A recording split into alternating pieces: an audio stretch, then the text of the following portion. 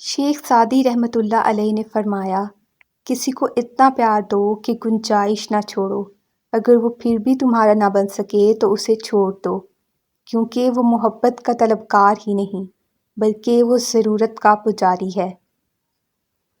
شیخ Saadi فرماتے ہیں، انسان کو جتنا لگاؤ رزق سے ہے، اگر اتنا لگاؤ رزق دینے والے سے ہوتا تو اس کا مقام فرشتوں سے بڑھ کر ہو جاتا۔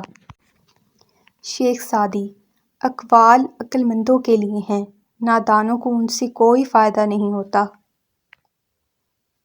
سکندر خوش نہیں ہے لوٹ کے دولت زمانے کی، قلندر دونوں ہاتھوں سے لٹا کر رقص کرتا ہے۔ کسی کی پہچان علم سے نہیں ہوتی بلکہ ادب سے ہوتی ہے، کیونکہ علم تو ابلیس کے پاس بھی بہت تھا لیکن وہ ادب سے محروم تھا۔ ہمیشہ ان لوگوں کا چناؤ کریں جن کو عزت دینے پہ وہ خود سے بڑھ کر آپ کو عزت دیں، اور یہی بہترین لوگوں کی نشانی ہے۔ صبر کی ایک بات بہت اچھی ہے، جب آ جاتا ہے تو کسی چیز کی طلب نہیں رہتی۔ میں نے قبرستان میں ان لوگوں کی قبریں دیکھی ہیں جو اپنے حق کے لیے اس لیے نہیں لڑے کہ کہیں مارے نہ جائیں۔ غلطی اسی سے ہوتی ہے جو محنت کرتا ہے، نکموں کی زندگی تو دوسروں کی غلطیاں نکالنے میں گزر جاتی ہے۔ خوش رہنے کا سب سے اچھا اصول یہ بھی ہے کہ جہاں لگے آپ کی جگہ نہیں، وہاں خاموشی سے خود کو الگ کر لو۔ زندگی روز کچھ نہ کچھ سکھاتی ہے، لیکن بنیادی چیز یہ ہے کہ انسانوں سے توقعات کم سے کم رکھیں اور اوپر جو ذات ہے اسی پر توکل رکھیں۔ رابعہ بصری سے کسی نے پوچھا کہ کیا گنہگار کی توبہ قبول ہوتی ہے؟ فرمانے لگیں، انسان اس وقت تک توبہ کر ہی نہیں سکتا جب تک اللہ توفیق نہ دے، اور جب توفیق مل جائے پھر قبولیت میں کوئی شک ہی نہیں رہتا۔ جب تم نماز نہیں پڑھتے تو یہ مت سوچو کہ وقت نہیں ملا، بلکہ یہ سوچو کہ تم سے ایسی کون سی خطا ہوئی کہ اللہ نے تمہیں اپنے سامنے کھڑا کرنا بھی پسند نہیں کیا۔ ایک نوجوان بیٹی نے اپنے والد سے پوچھا، ابا جان، میں کتنے بدن کا حصے کا پردہ کروں اور کتنا حصہ کھلا چھوڑ دوں؟ والد نے جواب دیا، بیٹی، بدن کے جتنے حصے پہ جہنم کی آگ برداشت کر سکتی ہو اتنا حصہ کھلا چھوڑ دو، اور جب وہ تمہاری روتی آنکھوں کو قرار دے گا تو ہر طرف سکون کی لہر اٹھے گی۔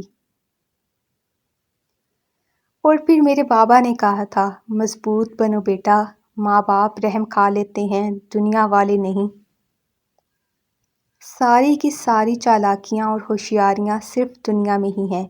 اس کو بے وقوف بنا لیا، اس سے جھوٹ بول لیا، اسے دھوکہ دے دیا، لیکن یاد رکھیں، جو کچھ آپ کر رہے ہیں وہ ہواؤں میں نہیں اڑ رہا، فرشتے لکھ رہے ہیں اور اللہ دیکھ رہا ہے۔ امام جعفر صادق علیہ السلام نے فرمایا، لوگوں کو راضی رکھنا ناممکن ہے اور لوگوں کی زبانوں کو خاموش رکھنا اس سے بھی مشکل ہے۔ لوگوں کی زبانوں سے تو انبیاء تک محفوظ نہ رہ سکے۔ حضرت فاطمہ واحد عورت ہیں جن کے والد نبیوں کے سردار، خاوند ولیوں کے سردار، بیٹے جنت کے شہزادوں کے سردار، خود جنت کی عورتوں کی سردار، سبحان اللہ۔ امام شافعی: اللہ کے راستے پر خوش قسمتی سے چل پڑے ہو تو تیز بھاگو۔ تیز بھاگنا اگر کسی وجہ سے مشکل ہے تو آہستہ بھاگ لو۔ تھک گئے ہو تو چل لو، یہ بھی نہیں کر سکتے تو گھسٹ لو، مگر واپسی کا کبھی نہ سوچنا۔ جہاں نماز پڑھو اس جگہ تھوڑی دیر بیٹھ جاؤ، بدن کے تمام حصوں میں سکون پیدا ہو جائے، پھر نماز کے لیے کھڑے ہو جاؤ۔ اس طرح کہ یہ خیال کرو کہ کعبہ تمہارے سامنے، پل صراط تمہارے پاؤں کے نیچے، جنت تمہارے سیدھے ہاتھ کی طرف، جہنم تمہاری الٹی طرف، اور موت کا فرشتہ تمہارے پیچھے کھڑا ہے، اور سمجھو کہ یہ تمہاری آخری نماز ہے۔ فضول خیالات سے نجات ملے گی۔ اللہ نیکی کی بات پھیلانے والے کو جزائے خیر عطا فرمائے، آمین ثم آمین۔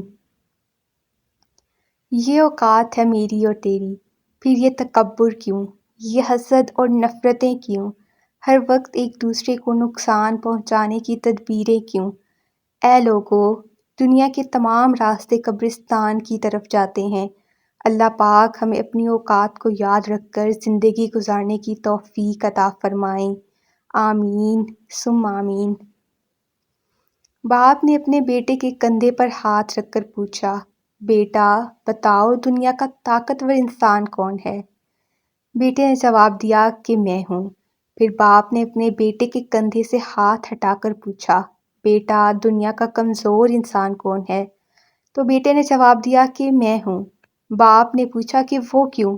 بیٹا بولا، ابو جان جب آپ کا ہاتھ میرے کندھے پر تھا تو میں اپنے آپ کو دنیا کا طاقتور انسان سمجھتا تھا، اور جب آپ نے اپنا ہاتھ میرے کندھے سے اٹھایا تو میں دنیا کا کمزور انسان بن گیا۔ اللہ کریم ہمارے والدین کو سلامت رکھیں اور ان کا سایہ تا دیر ہمارے سروں پر ہمیشہ قائم رکھیں۔